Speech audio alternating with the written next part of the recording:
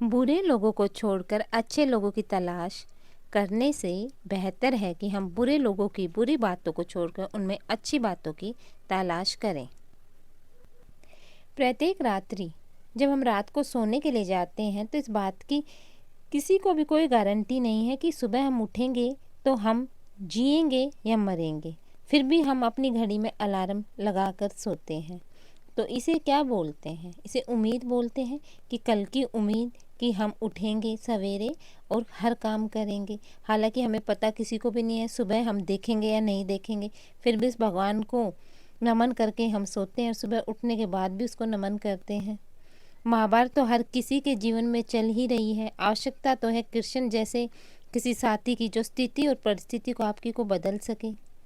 भरा हो पेट तो संसार जगमगाता है, जब सताती है भूख तो हमारा ईमान डगमगाने लगता है।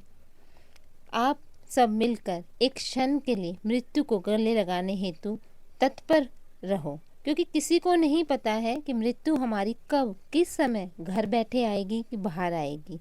ये तो सिर्फ ऊपर वाले ने तय कर रखा है। आपके सपनों में किसी को मतलब नहीं है, सब अपनी तकदीर बनाने में लगे हैं। इसलिए किसी के भरोसे मत बैठना, अकेले चलने की हिम्मत रखना। किसी के साथ की उम्मीद मत करना, अकेले चलने की उम्मीद रखना। आपका साथ देने वाले रास्ते में बीच में ही साथ छोड़ देंगे, पूरे रास्ते भी आपका साथ पूरे रास्ते भी आपके साथ चलने वाले नहीं दे सकते। आपकी पहचान ये मत सोचिए हम बड़े लोगों के साथ करेंगे तो ही हम बड़े बन सकते हैं। नहीं, अपनी पहचान आप उनके साथ बनाइए जो आपका साथ देंगे। पहचान बड़े लोगों से नहीं, समय पर साथ देने वालों से होनी चाहिए। साथ तो आपका वही देंगे ना जो आपके समय पर काम आए। सुख में तो हर कोई साथ खड़ा है, दुख में आपके कौन खड़ा है? दुख में कोई आपका साथ नहीं देता है। तो जो सुख में साथ दे वही दोस्त नहीं होता, जो दुख में साथ दे सबसे अच्छा आपका दोस्त तो वही कहलाएगा। हमेशा सही के साथ खड़े रहो, भले ही अकेले क्यों न रहना पड़े। समुद्र में पलने कभी झरनों से नहीं डरा करते समुद्र में पलने वाले। जब वो इतने विशाल समुद्र में पले हैं तो छोटे से झरने से कैसे डर जाएंगे? तो आप भी ये सोचिए, आपके सामने भले ही कितनी परेशानी आ जाए, परेशानियों के साथ तो आप बड़े हुए हैं, आपने सामना किया है, तो आप इन छोटी मोटी परेशानियों से कैसे घबरा सकते हैं? उनसे मत घबराइए, भगवान आपके साथ है। आप सच्चाई के रास्ते पर चलिए और उनका मन से दृढ़ संकल्प लेकर कि मैं इस परेशानी के सामने बहुत ज़्यादा विशाल हूँ, ये परेशानी मेरे सामने कुछ भी नहीं है, तो आपको कुछ नहीं लगेगा, आप उसको 2 सेकंड में पार कर जाएंगे। जो आपका साथ देता है आप भी उसका साथ दीजिए, आप उसका साथ बिल्कुल मत छोड़िए। भले ही वो आपको नेगेटिव मकसद के लिए यूज़ कर रहा हो, लेकिन एक समय आएगा तब उसको याद आएगा कि मैंने उसका बुरा किया लेकिन उस मेरे दोस्त ने मेरा इतना ज़्यादा अच्छा किया। धीरज रखो, क्योंकि हर नया परिवर्तन आसान होने से पहले मुश्किल हुआ करता है। हमारी लाइफ में परेशानियाँ चलती रहती हैं। अब ज़िंदगी में हमारे पास 2 ही चीज़ें हैं, हर इंसान सिर्फ पैसे के पीछे भाग रहा है।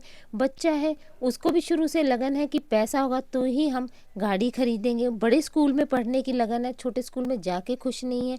कपड़े महंगे वाले पहनने हैं, सस्ते वाले कपड़े कुछ नहीं है। तो बचपन से ही बच्चों के दिमाग में हमने फीड कर दिया है। तो अपने बच्चों को समझाइए कि पैसा ही लाइफ में सब कुछ नहीं। पैसा हम कमा सकते हैं, अगर मिल के प्यार से रहेंगे तो पैसा हम कभी भी कमा सकते हैं, लेकिन जो प्यार की दौलत हम एक दूसरे का साथ देने की दौलत है वो हम नहीं कमा सकते हैं। इज्जत जो है 1 मिनट में चली जाती है, इज्जत कमाने में सालों लग जाते हैं। जो आपका अपशब्द है वो 1 सेकंड में आपने अगर 10 अच्छे काम भी किए सब कुछ रेज कर देता है। अगर आपने 10 बुरे काम किए, 1 अच्छा कर दिया तो आपके 10 बुरे नहीं दिखेंगे, 1 अच्छा दिखेगा।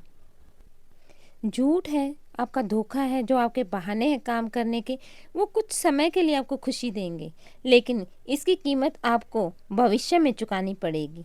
यही सबसे बड़ा सत्य है। परेशानी आए तो ईमानदार रहे, धन आ जाए तो सरलता से इस्तेमाल करें, अधिकार मिलने पर प्यार से रहें, क्रोध आने पर शांत हो जाए। यही जीवन का नियम है। अगर आप ये जीवन अपने बच्चों को शिक्षा देते हैं और बड़ों के साथ भी करते हैं तो आपके भविष्य में आपको दुख नहीं, आपको खुशियाँ ही मिलेगी। कोई भी रिश्ता अपनी मर्जी से नहीं जुड़ता, क्योंकि आपको कब कहाँ किससे मिलना है ये सिर्फ ऊपर वाला ही जानता है। उसने हम लोगों को कठपुतली बनाया है, उसको पता है इस ड्रामा में क्या होने वाला है। वो सिर्फ हमारा खेल खेल रहा है और हम उस खेल में देख रहा है कि कौन जीतेगा कौन हारेगा। जो जीतेगा वही सतयुग में जाएगा, जो हारेगा वो कलयुग में ही रह जाएगा।